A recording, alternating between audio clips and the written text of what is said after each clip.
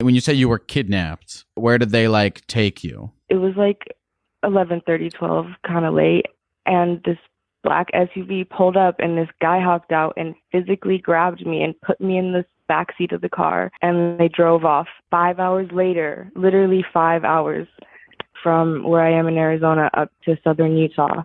And I got there, and they handed me my phone, and my dad called me. Hello? Hello? Hey, is this Liz? It's Liv, Liv, but yeah, what's up? What's going on, Liv? Geck? Yeah, this is Geck, Geck. What's up, Geck? Thanks for picking up. I appreciate it. What can I do you for, Liz?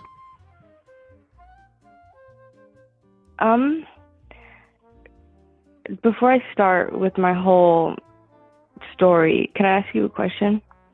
It's a good question, I promise. It's not how are you? Sure. Ask me the question. I'm down for questions. What has been the most persistent thought on your mind recently? The most persistent thought on my mind recently has been, why do I do the things that I do?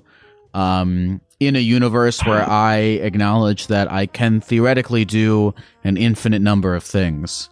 Why have I chosen to do what I am doing currently? I never come up with a lasting answer to that question, but it is something that I think about very often. Which, and I think about it because the things that I do are also related to the things that cause me happiness, as well as the things that cause me unhappiness. And so I weigh the happiness they cause against the unhappiness they cause, and every day ask myself if it is worth it. And every day I have a new answer. Are you happy being Geck? Yeah, some days, some days are more difficult than others. Some days I'm very grateful, I'm always asking myself these questions because, I recognize I can, I don't really have to do anything. You don't really have to do anything.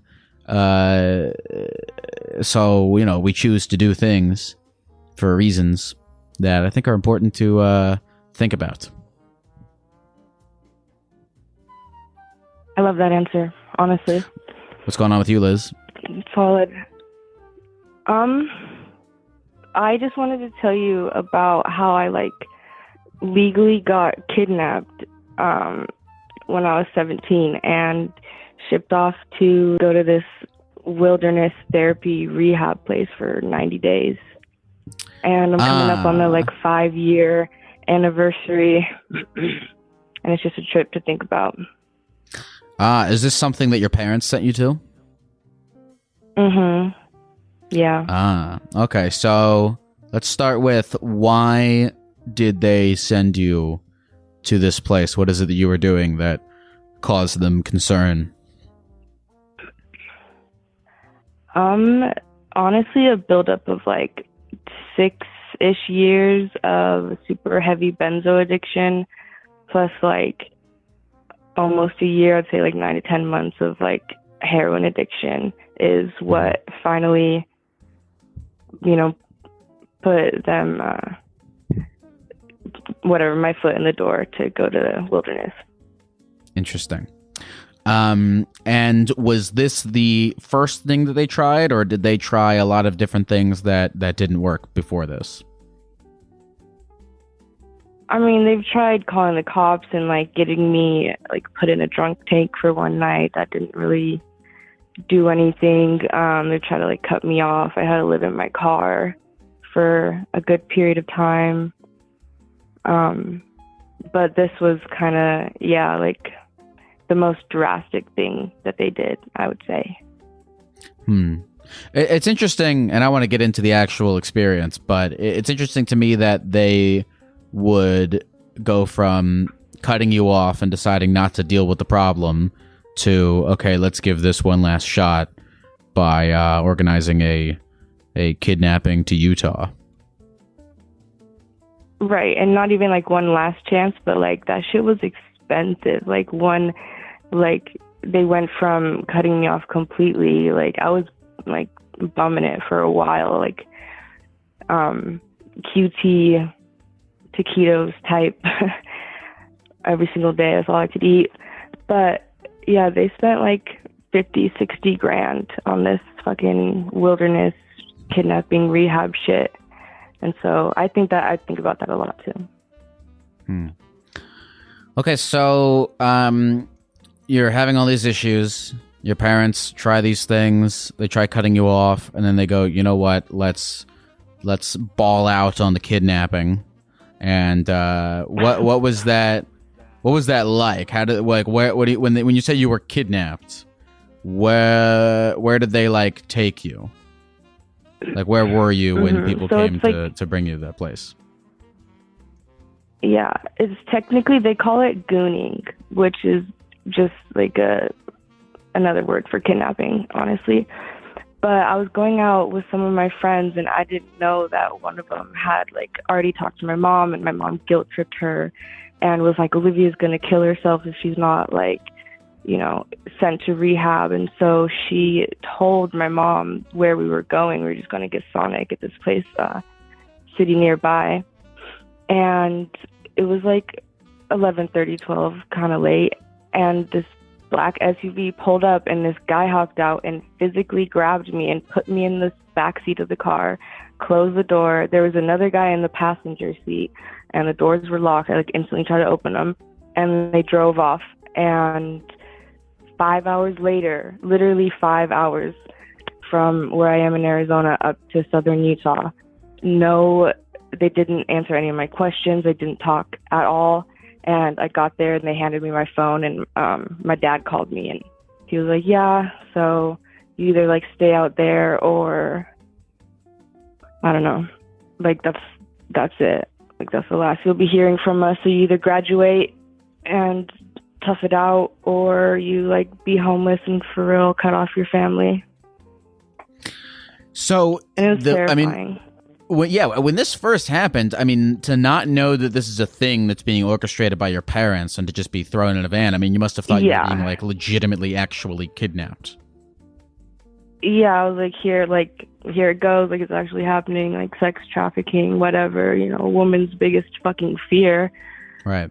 It was horrible. I was like sobbing. I still have like, I worked through this PTSD for years in therapy, and still kind of have a little bit of like, I'm shaking talking about it because it's still so like real and raw. So, all right. So you get to the place, you're talking to your dad on the phone. He says, you got to do this or else we're done with you. What is your sort of initial reaction now that you're like, okay, I'm not being, you know, kidnapped. This is a thing my parents have orchestrated. Mm-hmm. This is a deal they're making. What's going through your head at that point? Honestly, just like disbelief and more confusion, because I'd never heard of like wilderness therapy. Like, what the fuck is that? You know, it's not very popular, like where I'm from. And I was just more confused, and then I was a little mad, and then I was just like defeated. And honestly, I was like shooting up heroin at the time regularly, and knew I was fucking up, and was just like in this horrible place. So I kind of finally was just like, you know what, fuck it. Like, if this is how I'm going to get the help I need, like this is how I'm going to get the help I need. Okay, so there was some resistance at first, but eventually you were like, okay, maybe this is the only way, so fuck it, let's just do it. Exactly, yeah. Okay, and you were there for 90 days. Mm-hmm. Yeah, 3 months. So give us the rundown of what your life is like for these 3 months. Every single day, except for the 2 like layover weekend days, is pack up camp, pack up everything we need on our backs, and hike like at least 8 to 15 miles to our next camp, unpack, make a fire, set up our little camp, eat, go to bed, wake up, pack, hike every single day for 90 days.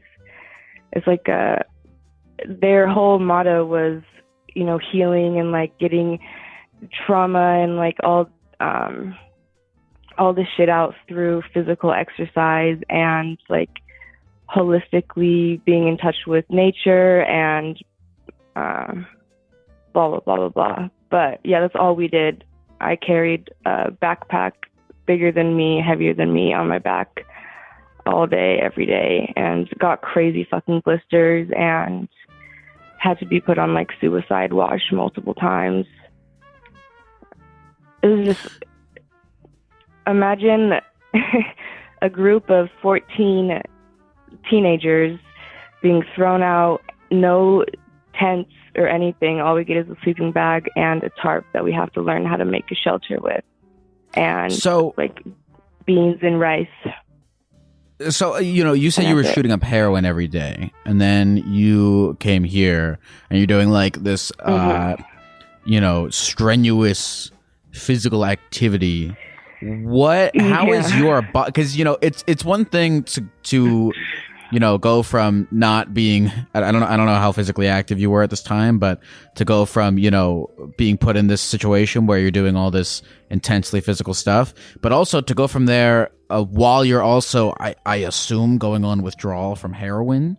How does that work? Yeah. Are they like, I know that some places they like give you they like wean you off of it so that your body doesn't like, go absolutely nuts. Like, how is your body responding to all of this? How are they helping you through all of this? So for the first like week and a half, we didn't hike at all, and all the kids fucking loved me because like I was withdrawing so bad that I couldn't even move.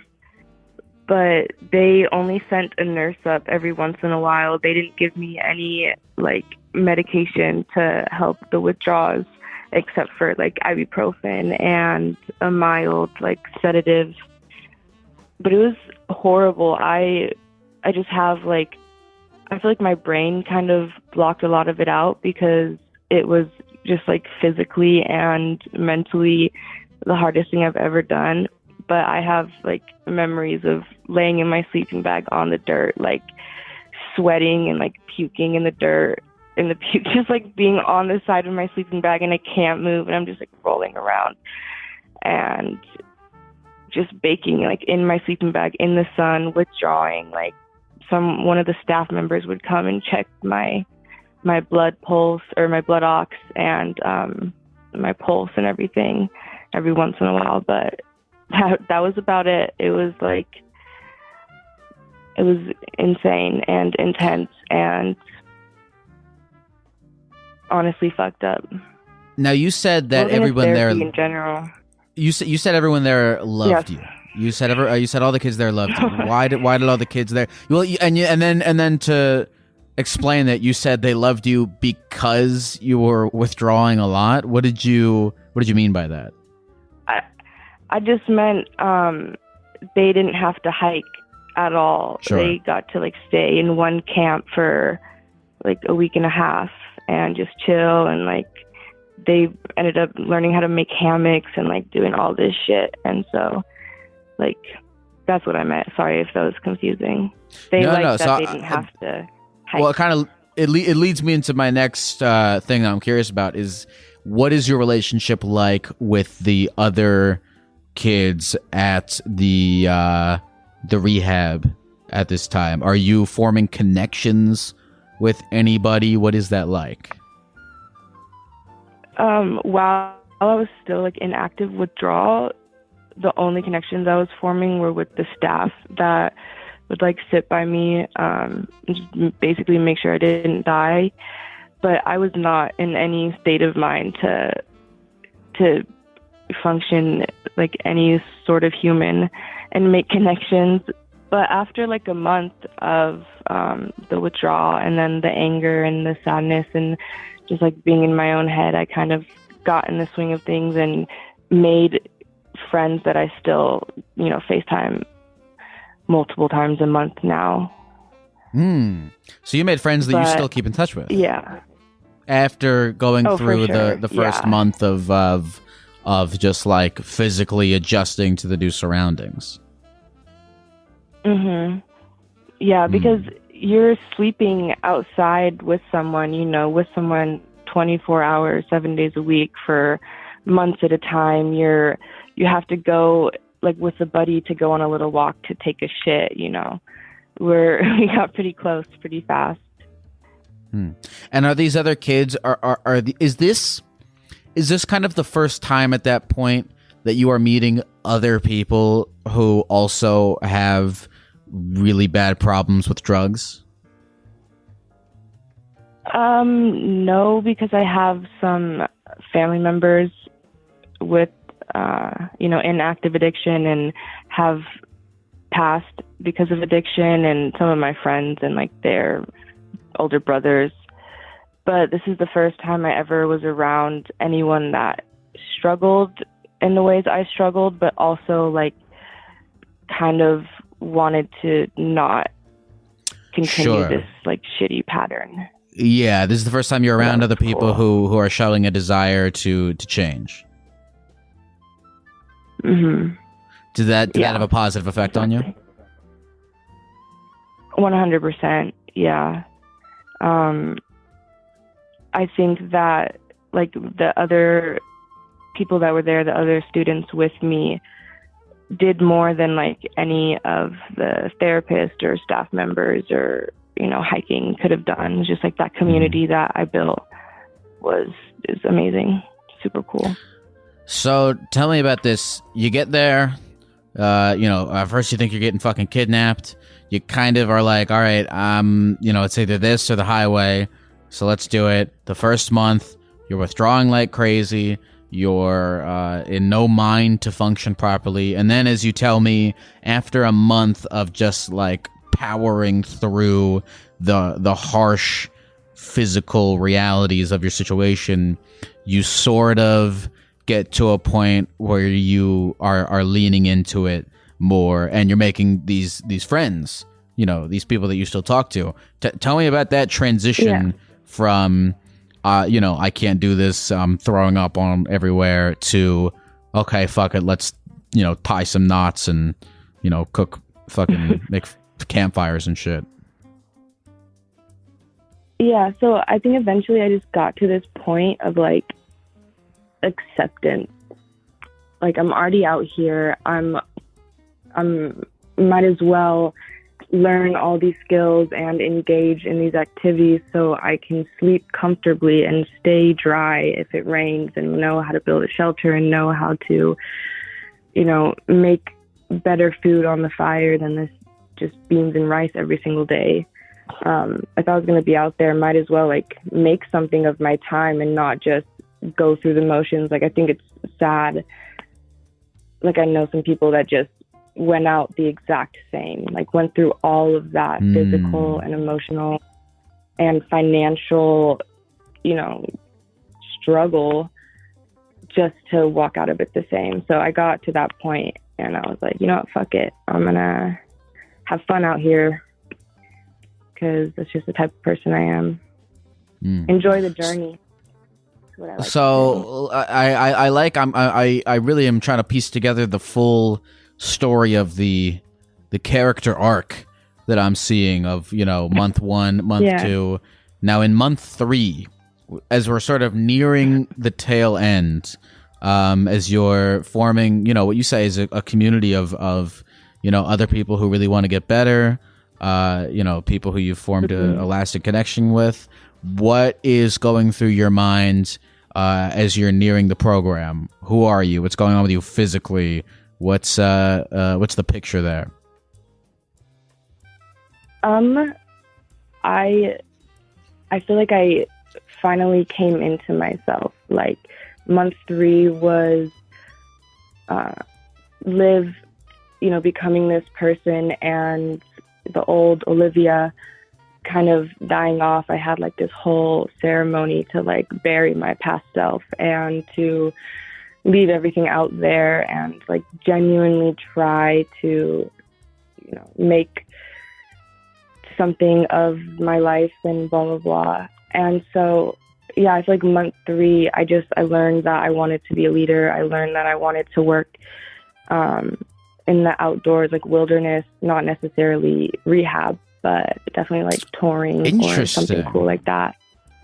Interesting. Interesting. I learned that I'm a tree hugger, total like fucking dirt bag. And before thought I was like a city type suburban girl, but that's not the case. So it was cool. That's fascinating to me that you were, when you were thrown into this, it was like, you know, a really, you know, fucked up, you know, shitty time, and you're being forced to do all this stuff, and then you come out of it, you know, feeling like it's your passion and it's the environment that you really identify with. And not even identify, but like thrive in. So yeah, it's super cool. I owe my parents a lot for like giving the balls to send me out there. Yeah, that was something. So a really important question I have is, you know, I mean, you're telling me that, you know, when you described being kidnapped in the van, you know, thinking that you were going to get like, you know, something horrible was going to happen to you. I mean, you're telling me that you have PTSD from that your voice shakes from that it was just a really fucked up thing. And yet you weigh that against the fact that by the end of this program, you know, I mean, undeniably, it did a lot for you. And as you said just now, that you have your parents to thank for it. How do you reconcile those two feelings? You know what I'm saying? Kind of. Are you ultimately thankful to your parents for, you know, putting you through all that, even though it was really difficult? Yeah. At the end of the day, 100%. I'm thankful that they spent the money, honestly, is what it comes down to.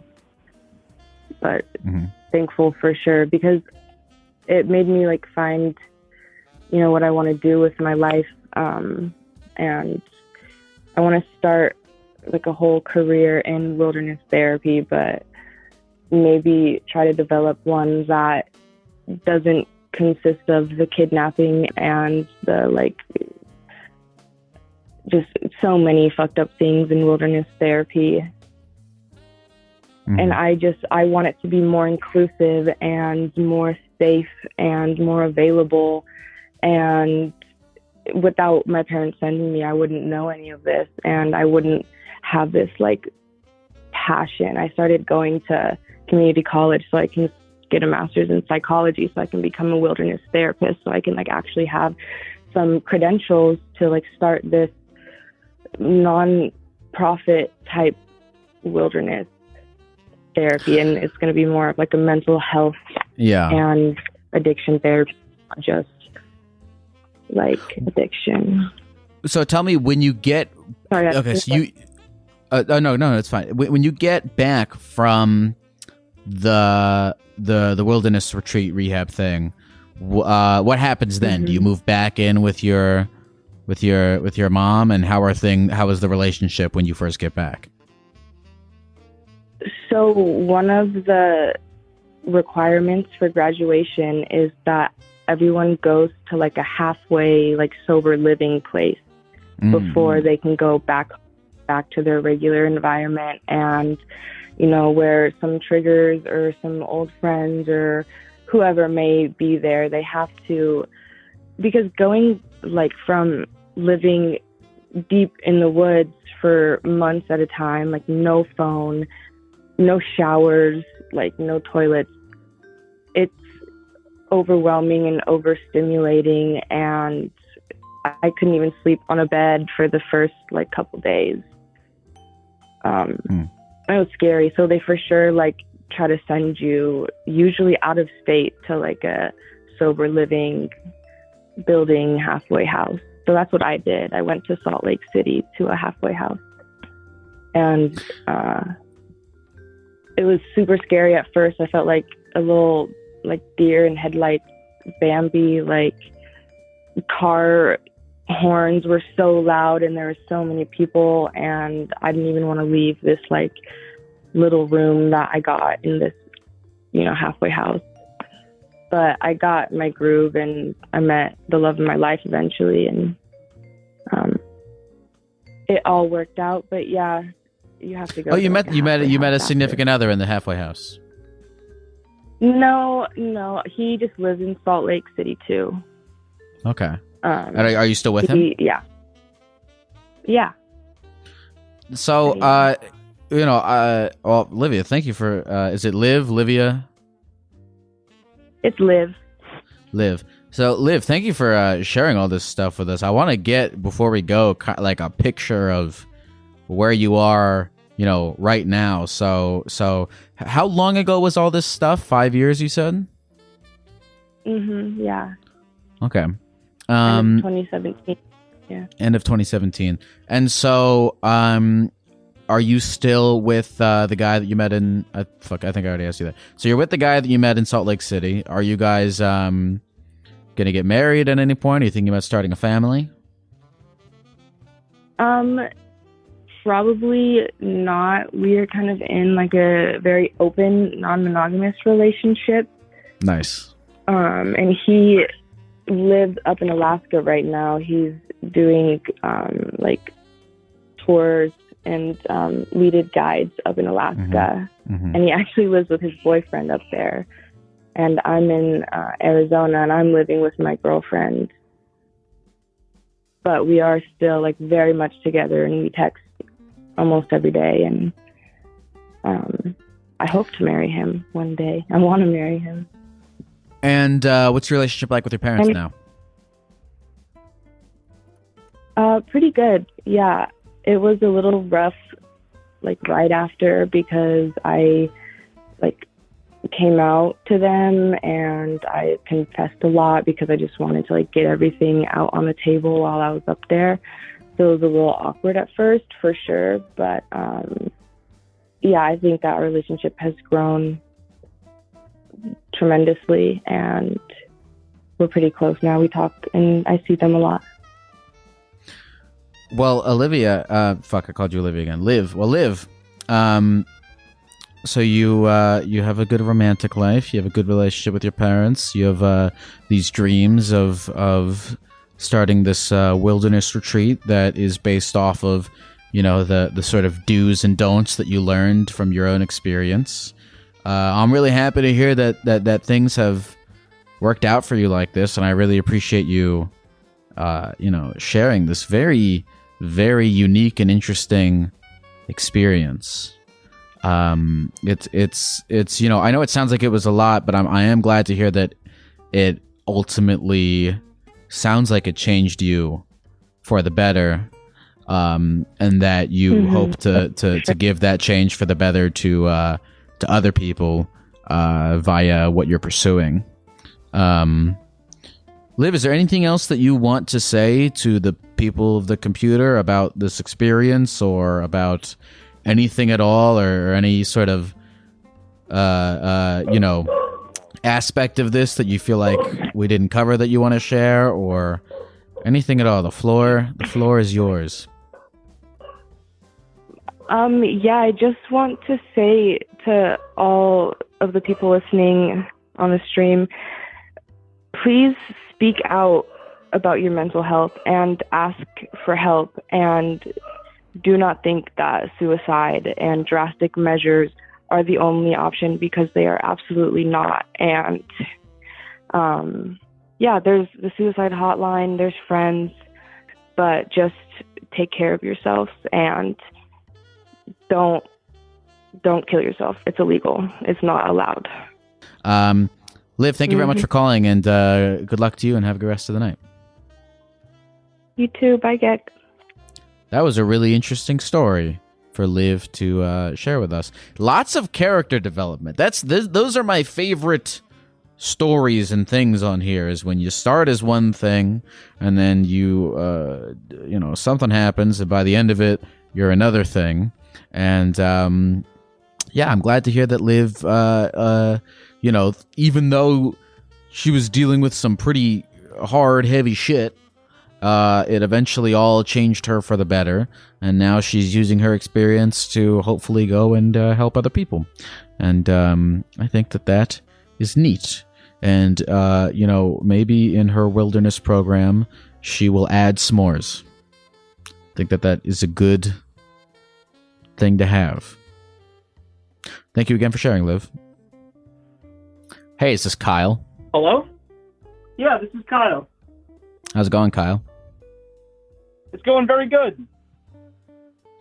Kyle, it says here that you are an aspiring stand-up comedian, but you're wondering if this is something that you should actually pursue. Yeah, so this is the thing. I don't have my license, so I haven't had it. I'm getting it this year, probably by the end of September. And I have not had the chance to go to a club and do an open mic. And I heard you on the stream. You said you want to give me a couple of chances to do some jokes. Well, I just thought of a few.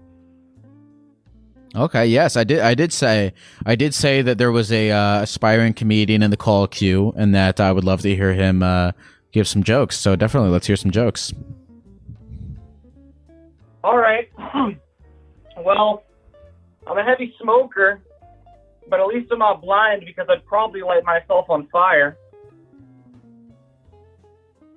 I once walked into a stop sign.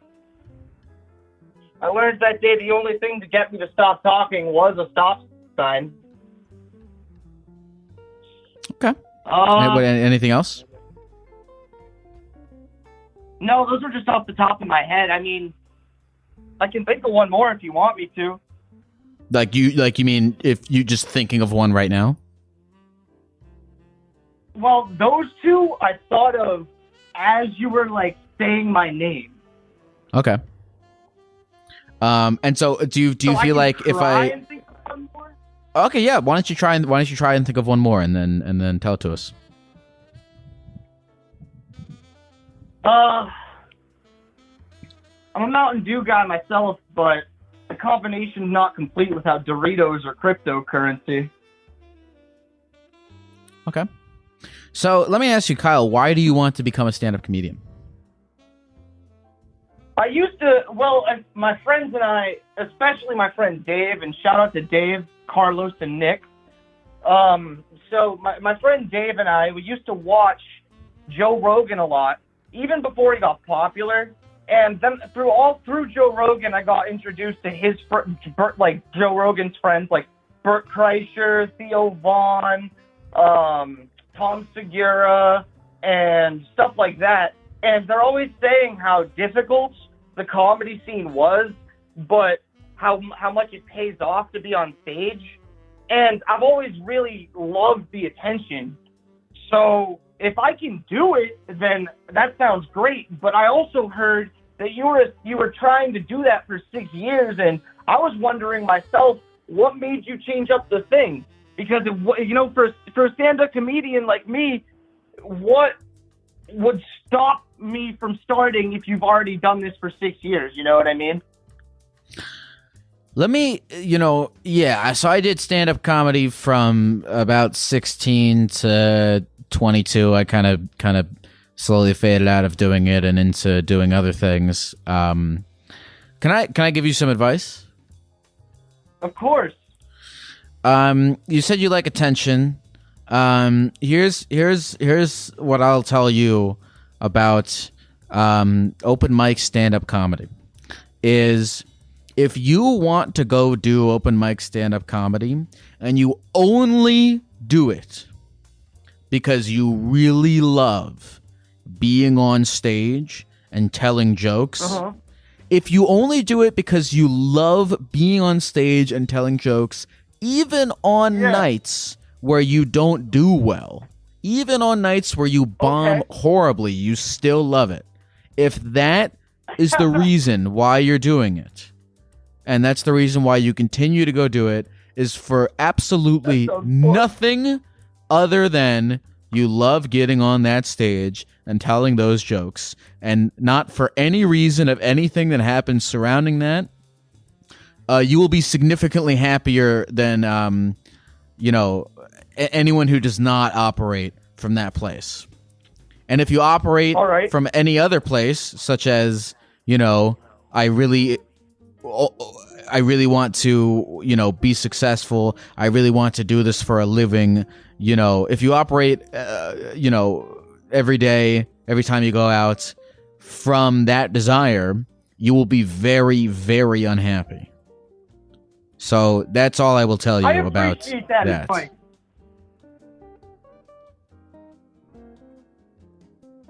So let me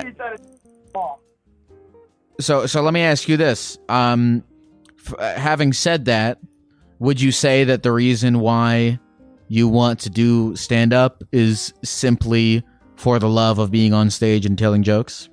Absolutely. Absolutely. Then I think you will be more successful than other people who do not operate from that place. And you know what? The thing about it is, especially like you said, too, you don't want to go in there for the money mindset because that pollutes it, man. You just want to be as, like, I'm sure that this is what you think, too, and everyone who's talented with it. Like, even if, I think that this is what they think. I think that if you are the kind of guy, like, this is what I want to do. I want to do it as a hobby. I want to go up on stage and do it, like, whenever I have the spare time, and that's it. And if I get successful, that's great. If not, it's just a hobby. You know what I mean?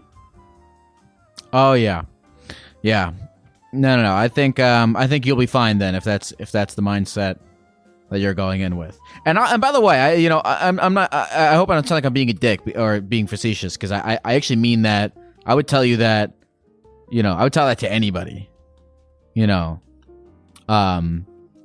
I think if you go in with some heavy expectation of results, you will just be unhappy. But if you go in because you actually like to do the thing, then, it doesn't even matter, how good you are or anything like that. Is there any of your stand-up comedy out there on the YouTube? Yeah, there's a fucking video of me. If you want to go see me do stand-up comedy at 18 years old, you can find it. I'm not going to tell you how, but it's there. It is on the internet. Hey, listen, well, I'm going to try to get to New York, and maybe I'll see you there. I don't want to hog the stage again, but I do want to see you as, like, a guest of the venue. And on top of that, maybe I'll start a podcast, too, and I'll give you a shout-out there if it ever gets popular. Kyle, you're exactly the kind of person that this world needs, and I appreciate you calling into this podcast. I appreciate you and your team for taking the call, my friend. Have a good night, man. You too. Bye.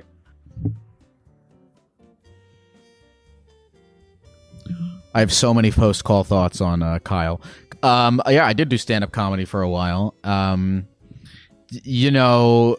Stand-up comedians, they're very big shit talkers. And it's probably because of some kind of underlying unhappiness. But I really meant everything that I said to Kyle. If Kyle is going into this simply because he enjoys being on stage and telling jokes, even if he's doing it to 0 people at an open mic, Kyle will probably be happier than a lot of the stand-up comedians out there who are mainly in it chasing some idea of, success or some sort of external outcome. And I know this because I went into stand-up comedy also pursuing some kind of external outcome. And it's, it's part of the reason why I think I quit, is because I got to a point where I was like, man, unless if you really just love being on stage, telling jokes, you're not going to get anywhere with this. And I didn't feel that way. I really didn't like being on stage after a while, because it always made me nervous, and I didn't like when it wouldn't go well, so I couldn't hack it. You have to like be having a good time even when it's not going well, because you just love fucking doing it so much in order to get anywhere with it. So God bless Kyle. I hope he gets farther than I did. Hello. Lyle.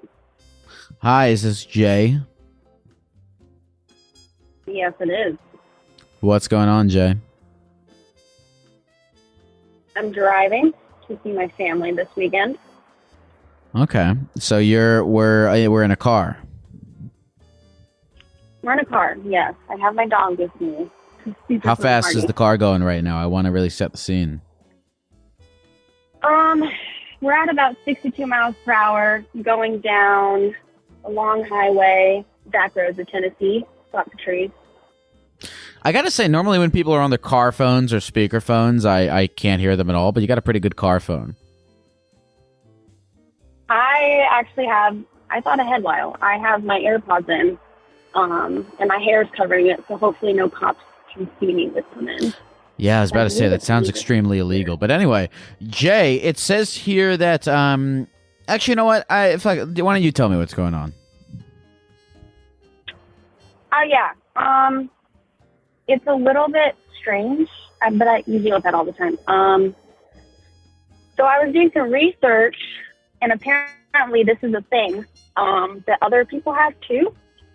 But ever since I was younger, I have this infatuation with when fictional characters, particularly attractive men, or men that I'm attracted to, get injured. They're fictional characters, though. I don't think it's in real life. It's in fictional situations, in books, movies, or TV shows. And I don't know how to describe it, but I get this feeling of butterflies and slight pleasure. And it's always perplexed me why it happens. It's confused me for years, and I have no idea what it means, why it happens. And I wanted an anonymous opinion from you on what the fuck is happening here. Is there any logic to it? I don't know. So to sum it up, when attractive male characters in fictional stories are injured, it brings you pleasure. Mm-hmm. Pretty and much. it says not it in says a sexual way, I don't think. Okay, that was what I was gonna ask. Is any of this sexual? I don't think so. It's just kind of when you feel really into something and passionate about something, kind of like that. Okay. But I also get butterflies in my stomach. Okay, it gives you butterflies in your stomach, and it makes you happy, but it is not a sexual thing. I don't think so. I mean, I never had thought to do anything sexual when it happens. No. Okay. And it says that there's a name for this. I don't. Is there a name for this? It says the name is Wump. Is this real? Yes, you can actually. Yeah, you can actually look it up. That's what I'm doing. Googled, what? Yeah, you should Google it. And there's playlists on YouTube of clips of people getting hurt. So okay. Wump. Is a term which originated in the fan fiction community to describe a genre of fan fiction in which a character endures injury, torture, or other forms of mental and physical suffering. Yes. Yep. Okay. All right, so you're into Wump. All right, so Wump is not this is not in the DSM. This is just a fan fiction thing. I don't think so. Okay. When you said there's a word for it. Okay, Wump is a genre. It's not, you don't have it. It's just a genre that you're into. I guess so. It's something that I enjoy partaking or listening, watching, whatever. Okay, cool. All right, let's get into it. So, have you told anyone else about this? No, it's one of my deep, dark shames, and I don't ever want to talk about it. I actually mentioned it with one person, my boyfriend, but I haven't gone into depth about it because I don't know, it just doesn't make sense. What was the conversation with your boyfriend like? Well, I basically just said what the term was and didn't go any farther than that. He wasn't judgmental or anything, so that was good. Okay. He kind of just laughed about it and shrugged it off. So okay, it's fine. All right. So I have another question for you. I need you to answer this honestly. Yeah. Will you answer this honestly? Tell me the truth. I Okay. promise I will answer honestly. In the news, with real life people, if like Yep.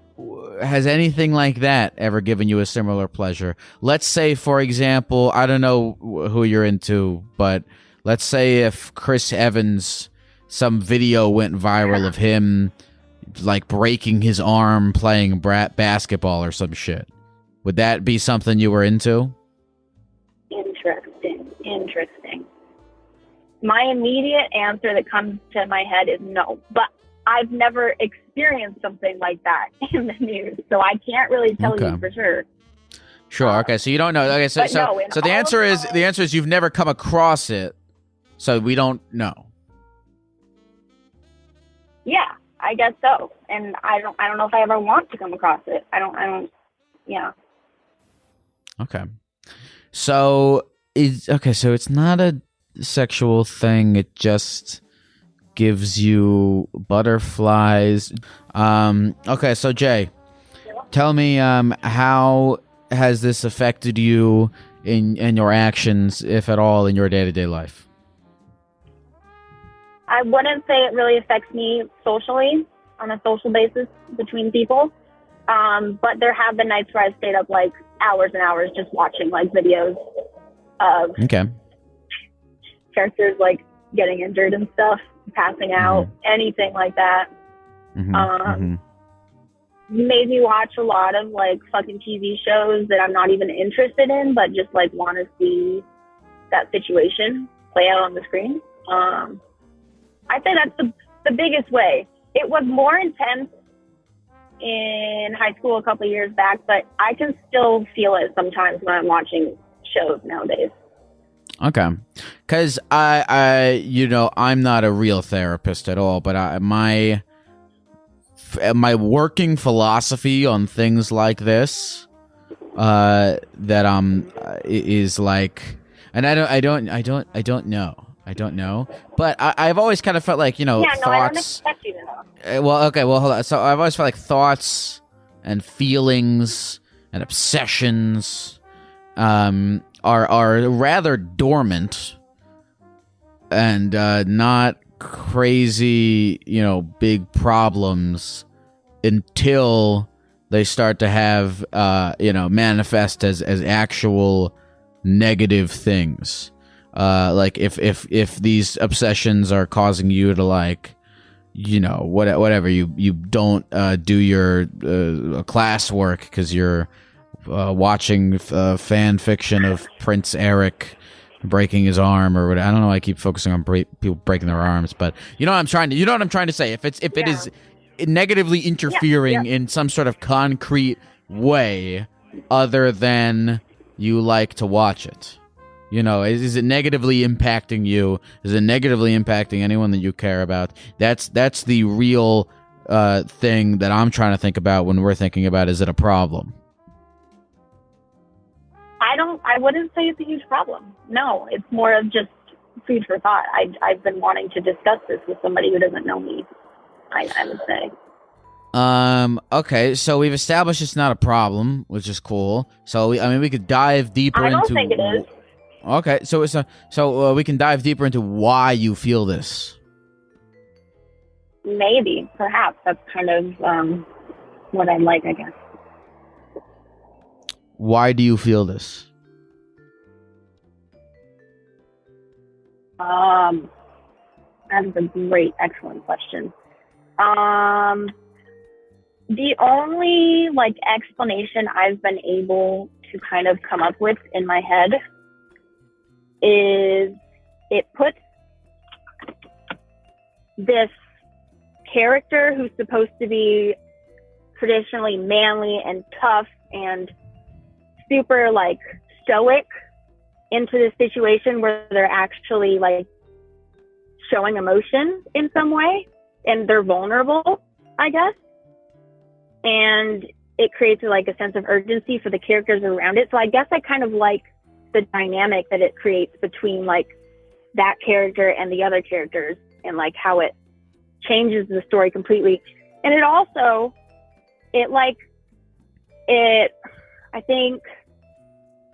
I don't know. Have you ever played The Last of Us? I have not. Oh, damn it. Okay. To summarize it, it basically like shows the true relationship between two people and how much they actually care for each other, I guess, is one way Okay, to so describe it. so you're describing this less as some sort of weird negative obsession over human suffering, and more so as a narrative device, or a Kind of. character building device that you find interesting. Yeah, you can look at it that way. I've never thought of it that way. Okay. Well, interesting. Why do you think that you are so protective of telling other people about this? Mainly because it's so difficult to describe. It takes a lot of words to describe, and I just don't want to take that effort to do that. Okay. In daily conversation, I guess. Okay. And I But just didn't fully understand it. I guess Go ahead. But now you are in the fan fiction community, I assume. I used to be. No longer anymore. Okay, so you probably, I mean, I know you haven't discussed this with, your boyfriend or with any of your friends or anything like that, but I assume you've talked about this or you've at least read on forums other people who are into this. Yeah, to some extent I have.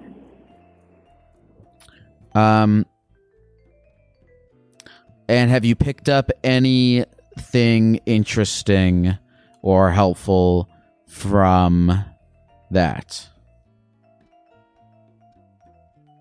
Nothing aside from that there's other people that experience it. I think there was a term that one of them used, like the wonderflies or something, in terms of like the butterflies that you get. So it's definitely not just me, I guess, is the main thing that I learned.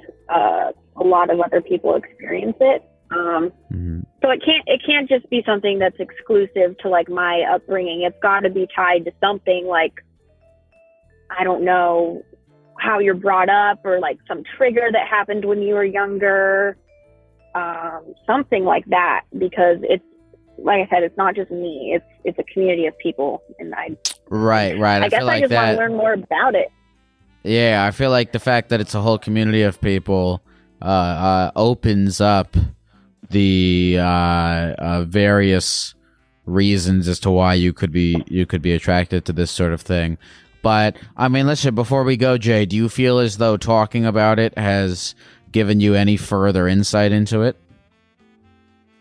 I think so. It's definitely made me think of it in a less shameful way, which is helpful. I think it kind of changed my perspective.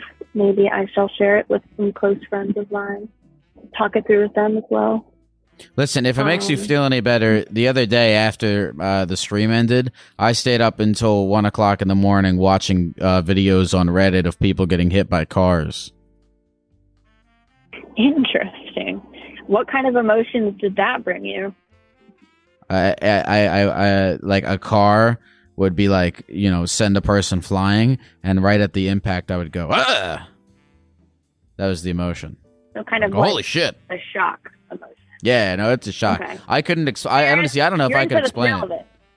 Yeah, no, there's definitely a thrill of it. I was on shout out r/crazy fucking videos. There's some insane stuff. It's not cool. I totally I don't know what the fuck I'm doing on 1 a.m. watching, like, don't go there. Don't sufficient warning to people, don't go there. It's fucked up stuff. But I got sucked into it. Just like a morbid curiosity. There's like a memento mori element to it, where it's like it shows you the fragility of human life and kind of almost makes you have a little bit more respect for your own mortality. But totally don't go there if you're not into very fucked up things. Anyway, thank you very much for calling, Jay. You're welcome. Thanks for talking with me. Have a good night. You too. Hello? Hi there. What's going on? Hi there, Lyle. I'm doing just fine. How about yourself? I'm a Gecko on the computer, and it feels good. I was saying at the top of the stream that it really does feel nice to get into other people's lives and thoughts and shit, because I feel like it lets me take a break from my own. So I'm enjoying doing that this evening. Absolutely, yeah. It's almost like you're plugging yourself into the metaverse whenever you're, I guess, experiencing someone else's thoughts and whatever they're sharing. It's like reading a book, maybe. Yeah, Or a little listening bit, to music. we're plugging ourselves into like- the metaverse. Perhaps of a lower resolution, but of the same ilk, I would say, perhaps. So what's going on with you today, Alan? So I wanted to talk about just the coping mechanisms. I mentioned to the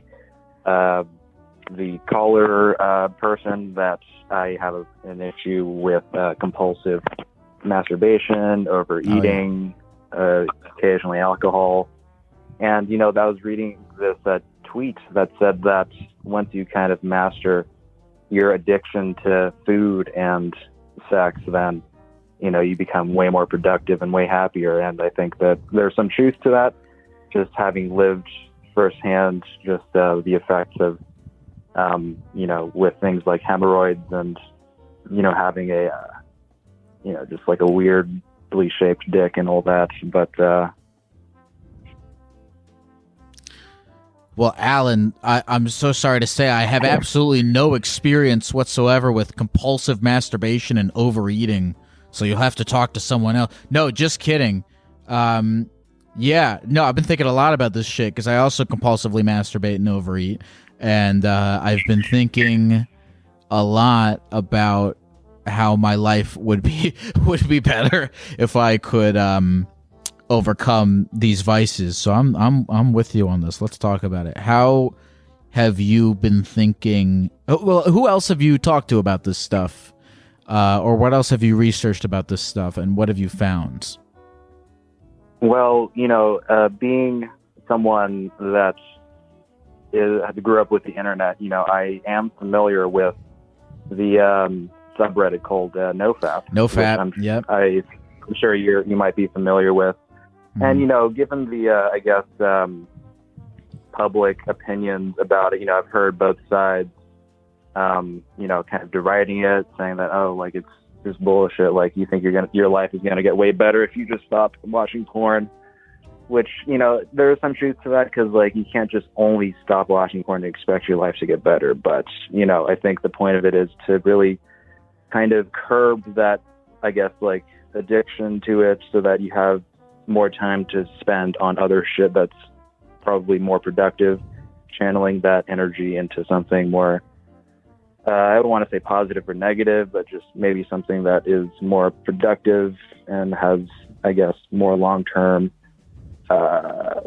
just things that's, practicing guitar, I was actually most recently, I was on a 16-day streak, and I wanted to reward myself, and so broke the streak. But during those 16 days, just practicing a guitar and going out bird watching more often, just trying to expand my interests and proclivities and manifest them in real life instead of just imagining it all day. Yeah. But yeah. Yeah. I feel like this is totally a problem that I am actively trying to solve for myself alongside you right now.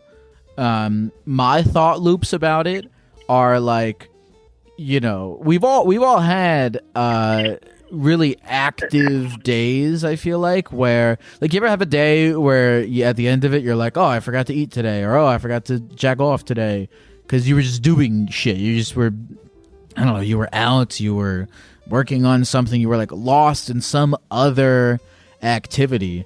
And I've thought about that, and I'm I get into this weird conflict about it, because that seems like a great way to overcome these vices.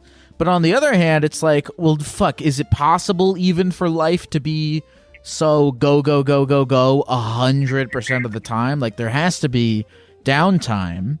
And in that downtime, how can you avoid, jacking off and eating food? Also, for me, I find, like, when I get depressed, this is a classic, like, fucking, I don't know anything about this shit, but, like, chemical thing.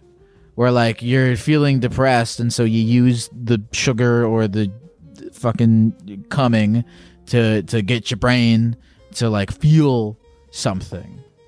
But when you're out and about, your brain is kind of always being stimulated, and I'm so talking out of my ass right now. Your brain is always being stimulated with shit, so you don't need the jacking off or the food. What's worked for you so far in the realm of this? Because I would personally love to know. It's funny you mentioned that, because I think that really is kind of at the core of the issue. It's really kind of trying to recreate a lot of the sort of stimulus that you get when you're kind of plugged into life, so to speak, right? When you have other obligations, when you're out and about with friends, it's not really socially acceptable to just, start rubbing the head of your penis when, like a chick walks into the room, right? So, all these things at play, and it's like, how do we create this environment just when we're sitting at our desk, right? There's no, I guess, stimulus there's nothing really to stop us, right? And so I feel like, I don't know, for me personally, like, it's just having to accept a lot of the sort of impulse, and just like accepting that it's just going to feel shitty, and like really leaning into it. Like, I don't know if you practice like mindfulness. I know it's like kind of bullshit, like, new agey type shit, but it's in the cultural zeitgeist, and there is some truth to it. So I'm just kind of taking it with a grain of salt. But I find that, I guess, this constant need to really just immerse yourself in a lot of, this kind of behavior is kind of evident in like people that use TikTok and just doom scrolling and shit, right? And like, I guess eating a lot, and just, being inundated with, advertisements, blah, blah, blah, blah, blah, right? Whatever. And it's like, well, it's interesting you mentioned mindfulness, because I was thinking about this today, because today I was like really meditating on like, I'm fucking, using the internet, jacking off, eating candy like way too much, and when you're like being conscious about it, because I know the feeling of unconsciously slipping into the vices and shit, and it's difficult because when you are being mindful and you are being conscious about it, you a little bit of your humanity kicks in, and you can kind of control the monkey brain a little bit more to not, right. Like, right when you pick up your phone, just go, no, I'm not doing that. Or if you're about to pick up a piece of candy, you go, no, I'm not doing that.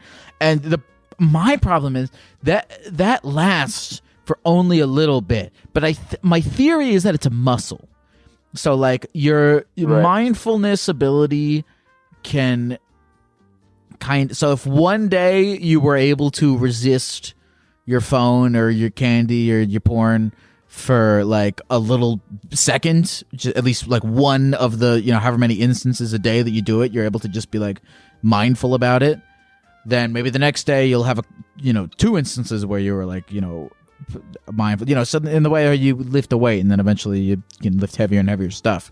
I feel like mindfulness works a similar way. The difficult thing is to keep going down that path, because I've had so many times where like I've been able to like quit stuff, but then you fall back on the wagon, and then you just have fallen on the wagon for a long time, and it's I empathize with you, man. It's really hard. I'm struggling with it myself, but that would just with everything. I agree with that. Right, and it's like the idea that there's this incremental, I guess, process with respect to, practicing mindfulness, right? And I think for many people, it can be frustrating to not really reap the benefits right away, just because their brains, I guess, are kind of not wired to kind of, I guess, crave that like incremental, like, just improvement. And I think, while it is helpful in those moments, and like I have, seen benefits with it. It's just something that I'm personally just trying to have the patience for it, right? And I think it is really hard just given our culture, and and something that's kind of helped me personally is like reading a lot of literature on something like NoFap, for example. They have a bunch of message boards and support groups and people talking about their own experiences. And I guess like in a weird way, like spending time looking at that kind of informs my own sort of, I guess, rational thinking in terms of like, it kind of like rewires my brain in a little different way, where it's like, oh, if I do watch it, then like this shit's going to happen because I heard about, I read about this little anecdote. And I guess like embedding that in your like sort of latent memory kind of is like a way to kind of combat that sort of subconscious, like, oh, I'm just going to do this shit, whatever. Instead of being that, it's more like, kind of hearkening back to the things that you've read, and I guess clinging on to that. So I guess it's like you, in a sense, like you kind of are what you eat, right? So it's like, right. I mean, you're hanging out on these message boards, and you're the amalgam of the 5 people you hang out with the most. So if you're constantly within this community of people who's also trying to kick whatever their vice is, you'll feel a little bit more empowered to do it yourself. I mean, that's how the 12-step programs and everything work. But right. Alan, it's been great talking through all this stuff with you. Like I said, I'm on my own journeys with all these different vices myself. So it's good to be able to talk through them with you on the air like this. Is there anything that you want to say to the people at the computer before we go? Nope. And likewise, Lyle, thanks for taking the time to talk about it. It's been great for me, and hopefully, we get through it. Hey, I'm praying for both of us, baby. Alrighty. Thanks, Lyle. Later, Alan. He was a nice guy. It's I guess by the nature of on here and people are calling me to tell me about things, would that inherently imply that I have my shit together? I fucking hope it doesn't, because I don't want to give that impression at all. I was on a crazy porn and sugar and internet binge over the past 48 hours. I mean, it's crazy. And I'm on, Alan's kick too, where I'm like, how do I get fucking unaddicted to, sugar and the computer and whatnot? That's some of the reason I was talking about displacement activities and stuff. I love the 3 hours that I get to come on here and talk to other people about their lives and shit, because I'm very focused, very in the moment. And there's that saying, something of idle hands are the devil's whatever. It's really true, because if you don't have anything to do that's stimulating your brain will just search for the bad shit to stimulate it with, like looking at fucking Twitter or eating McDonald's or whatever it is. So I'm learning that myself, but I'm conflicted about it, because I can only be go stimulation mode for so long. But maybe that's wrong. Maybe I'm wrong about that, and I should just find more things that are productive to keep my brain in motion so that it doesn't fall into traps. Thank you again to Alan for talking through all that with me.